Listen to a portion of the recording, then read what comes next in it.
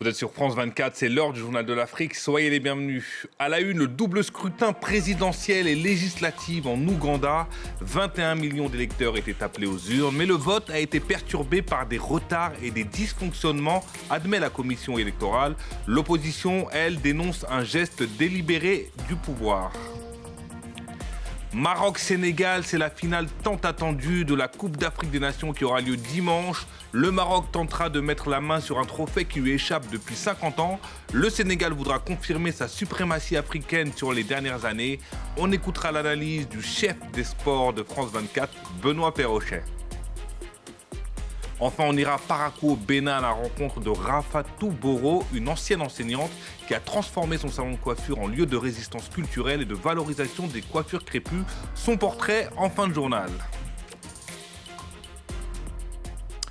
Et on ouvre ce journal en Ouganda où un scrutin à plusieurs vitesses a lieu. L'élection présidentielle et législative a été perturbée par d'importants problèmes techniques, reconnaît la commission électorale. Des pannes ont été signalées sur les kits biométriques de vérification. L'opposition dénonce des dysfonctionnements délibérés du pouvoir dans le but de favoriser le président sortant, Yoweri Museveni. Le reportage de notre correspondante Juliette Montilly. Il est à peine 7 h du matin. Et déjà de nombreux Ougandais affluent dans leur bureau de vote. C'est vraiment très important. Voter signifie que vous essayez de faire entendre votre voix sur le type de dirigeant que vous voulez pour les 5 prochaines années. Ils doivent pourtant s'armer de patience. Malheureusement, nous n'avons toujours pas reçu une partie du matériel de vote. Mais grâce à Dieu, nous allons le recevoir et les électeurs pourront commencer à voter. Entre retard de livraison de matériel et problèmes techniques, le vote débute avec 2 heures de retard dans de nombreuses localités, comme dans le district de Wakizo. Certains ont terminé et d'autres doivent toujours faire la queue pour voter. J'appelle tous les gens qui sont encore chez eux à venir et à voter. Il est temps d'apporter du changement. C'est aussi ici que vote Bobi Wine, le principal opposant du président Yoweri Museveni. Il appelle ses supporters à manifester en cas de fraude électorale. Nous avons dit au peuple ougandais que cette élection n'est pas à propos de moi en tant que candidat. C'est à propos de leur droit à faire valoir leur vote. Si la commission électorale modifie leur vote, ils ont le droit, selon l'article 29 de notre Constitution, de manifester, sans armes et sans violence. Le scrutin touche à sa fin dans le quartier populaire de Kiamokia. Bravant la consigne des autorités, des personnes restent pour surveiller le dépouillement. Nous devons savoir si les gens contre qui nous avons voté s'en sortent bien dans les urnes, avant qu'on annonce des résultats auxquels on ne croit pas. Un peu plus loin, le ton monte avec la police. L'armée ne tarde pas à arriver et nous demande d'arrêter de filmer. Les civils sont violemment réprimés, l'équipe de France 24 également prise pour cible, sans que notre caméra ne puisse le capturer. L'Afrique australe touchée par des inondations. 10 personnes sont mortes depuis mercredi soir en Afrique du Sud. Les zones sinistrées sont situées dans le nord-est du pays. Elles comprennent notamment le célèbre parc Kruger qui a dû évacuer certains de ses camps. Le Mozambique voisin, également en alerte, a aussi enregistré des pertes humaines selon un communiqué du gouvernement sans plus de précision. Autre pays touché par des inondations, la République démocratique du Congo. À Kinshasa, les habitants oscillent entre colère et fatigue. Cette saison des pluies, qui est sur le point de se terminer, a été marquée par des épisodes d'inondations paralysant la capitale congolaise. Les habitants mettent en cause l'inaction des autorités de la ville. Les précisions d'Aurélie Bazaraki-Mangoula à Kinshasa. Dans les rues de Kinshasa, des habitants nous ont dit être exaspérés. Alors des fortes pluies se sont abattues sur la capitale congolaise 2 jours de suite. Les principales artères ont été inondées comme le boulevard Triomphal ou celui du 30 juin.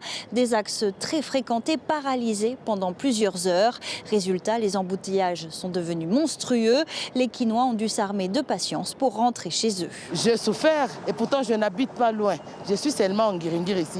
Mais pour arriver à Ngiringiri, j'ai quitté le boulot à 14 h, mais je suis arrivé à 17 h. Imaginez-vous, c'est pas facile. Hein? La commune de Kalamou, jusqu'à d'autres communes qui suivent là-bas. Donc il n'y a pas moyen de sortir. Moi, je suis sorti à la maison à l'heure de 12h. Donc il n'y avait pas moyen de sortir le matin. L'eau montait jusqu'aux genoux. Pour traverser les rues et rentrer chez moi, j'ai enlevé mes chaussures pour marcher dans l'eau, mais c'est un risque avec tous les câbles électriques qui sont dans l'eau. La ville est très sale et quand il pleut, c'est un problème. Donc il faut vraiment faire beaucoup d'efforts pour que la ville soit propre. Ce qui exaspère aussi les habitants, eh bien, c'est la répétition des épisodes d'inondations et le manque, disent-ils, de réactivité des autorités. Le gouvernorat de Kinshasa n'a pas communiqué après ces pluies diluviennes, mais a affirmé quelques jours plus tôt avoir signé un partenariat avec une société libanaise pour améliorer l'assainissement de la ville. En avril dernier, au moins 30 personnes sont mortes selon les autorités à la suite de pluies diluviennes. En bref, et dans le reste de l'actualité, une première en Gambie avec l'ouverture du procès d'un ex-membre des escadrons de la mort qui ont sévi sous le règne de l'ancien président Yahya Jammeh. Sanam Mandiang, qui était à la tête de ce groupe paramilitaire, a plaidé non coupable devant la haute cour de Banjul de 2 chefs d'accusation de meurtre. La prochaine audience de procès est prévue le 9 février prochain.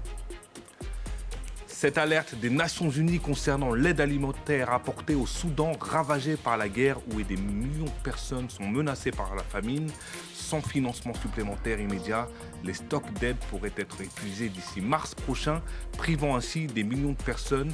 Le conflit opposant le Soudan oppose au Soudan depuis le 15 avril 2023 l'armée aux paramilitaires des forces de soutien rapide et a tué plusieurs dizaines de milliers de personnes et en a déplacé plus de 14 millions. Enfin, l'Éthiopie a accusé jeudi l'Érythrée d'équiper des rebelles. La police éthiopienne annonce avoir saisi 50 000 munitions envoyées selon elle par Asmara pour armer des rebelles éthiopiens. L'Érythrée a dénoncé des prétextes pour justifier la guerre.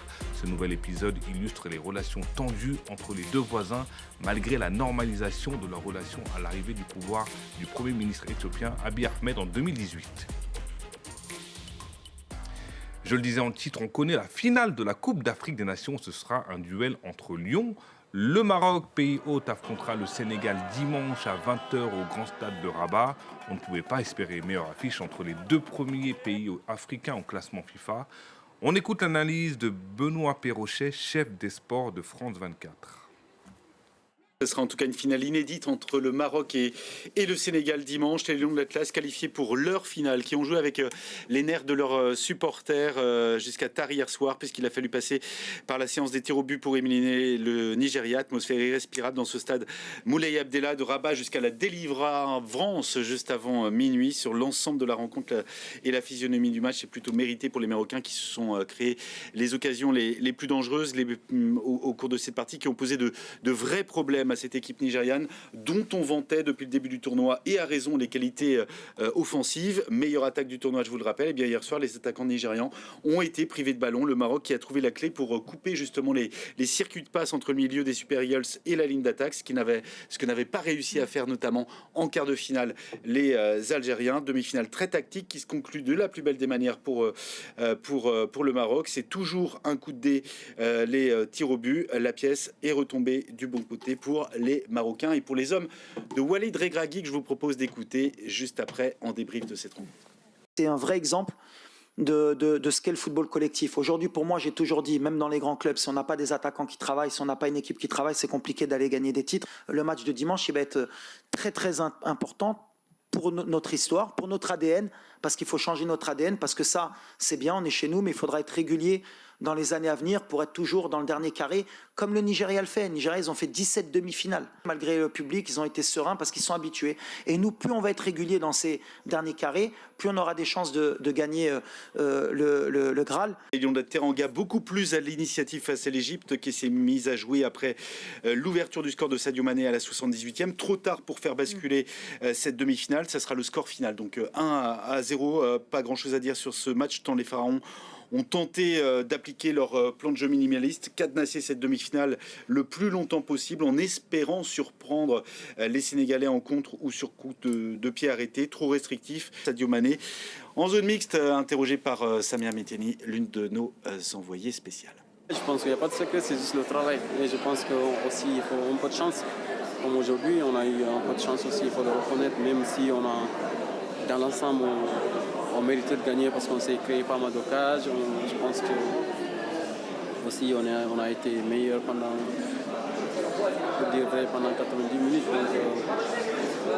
Donc, je dirais juste que c'est le travail dans collectif. Au Bénin, les cheveux crépus et les tresses traditionnelles ont longtemps été dévalorisés. La conséquence est que certaines coiffures sacrées du nord du pays tombent peu à peu dans l'oubli. À Parakou, une ancienne enseignante, Rafatou Boro, a transformé son salon de coiffure en lieu de résistance culturelle. Portrait d'une militante du crépus et des tresses sacrées bantou, Emmanuel Sodji et Raphaël Talé. Au nord du Bénin, dans les rues de Parakou, la scène surprend. Les passants s'arrêtent. Les taxis-motos marquent une pause, intrigués par ce qu'ils voient peu. Des tresses sacrées Baatonou, portées avec fierté, qui côtoient des créations contemporaines. Depuis 4 ans, elle a quitté son métier d'enseignante pour réaliser son rêve d'enfant, réhabiliter le cheveu crépus et les tresses traditionnelles dans son salon de coiffure. Parmi celles qu'elle a convaincues, Roselyne. Je me sens vraiment libérée. Je me sens très belle avec mes cheveux. Je suis vraiment heureuse de retrouver nos anciennes valeurs, les tresses que nos mamans faisaient. Donc je me sens vraiment fière de moi. Assumer ses racines, revendiquer sa beauté, pour Rafatou Boro, l'enjeu dépasse la coiffure. À Parakou, elle veut surtout convaincre la jeunesse de préserver un héritage culturel laissé par les anciens. Tresses royales, tresses de princesse, coiffure des adeptes, autant de codes qui racontent une histoire. Mais selon elle, ces repères s'effacent peu à peu. On a perdu notre identité aujourd'hui parce qu'on passe, on ne sait pas qui est qui, alors que nos parents faisaient les tresses pour communiquer. On arrive à reconnaître quand c'est un enfant, quand c'est une jeune fille, quand c'est une femme mariée et quand c'est une mémé. Mais aujourd'hui, on ne voit plus qui est qui, tout le monde fait les mêmes tresses.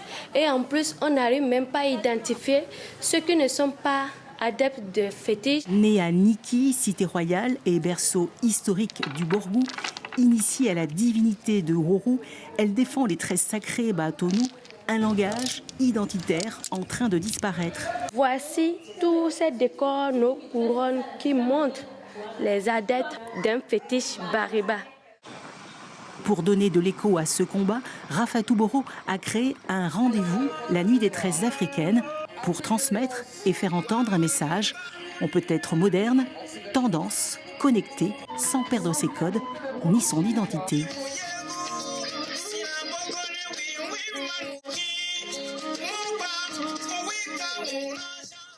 Ce sont bien des tresses Baatonou et non bantou, comme indiqué dans le reportage. On s'arrête en Libye où, un mois après la réouverture du musée national, les visiteurs continuent d'affluer. Ce musée est déployé sur 10 000 m² et 4 étages et abrite certaines œuvres qui datent de la préhistoire. Après 14 ans de fermeture, les Libyens peuvent enfin redécouvrir leur patrimoine culturel et historique. Clémence Valère. Au cœur de Tripoli, dans les murs de la Saraya al-Hamra, les visiteurs renouent avec le passé de la Libye. Pour beaucoup, la réouverture du musée national libyen le mois dernier, après 14 ans de fermeture, représente une forme de retour vers la stabilité après des années de guerre civile. Je veux que ma fille voie notre histoire et comprenne que nous ne sommes pas dépourvus de civilisation. Et beaucoup ignorent que notre pays a une histoire qui remonte à des milliers d'années. Je suis venue avec des élèves pour leur faire découvrir l'histoire de la Libye. Je suis très heureuse de la réouverture du musée. Je l'avais visité il y a longtemps lors d'un voyage scolaire, probablement il y a plus de 30 ans. Depuis 2011, suite à la chute du président Mouammar Kadhafi, la Libye est divisée. 2 exécutifs, un basé à Tripoli et un autre basé à Benghazi, se disputent le pouvoir. Craignant les pillages et actes de vandalisme après la révolution libyenne, le département des Antiquités a œuvré pendant plus d'une décennie à évacuer et protéger les œuvres d'art du pays. La Libye, comme d'autres pays, a souffert du pillage des objets archéologiques et l'État libyen a fait beaucoup d'efforts pour de récupérer ces biens culturels qu'on est fiers de l'avoir exposé pour notre jeune. Des peintures rupestres aux joyaux des dynasties ottomanes. Le musée a 4 étages d'œuvres dédiés à faire découvrir ou redécouvrir l'histoire du pays, mettant l'accent sur un patrimoine historique et culturel partagé. Et c'est la fin de cette édition. Restez sur France 24, l'information continue.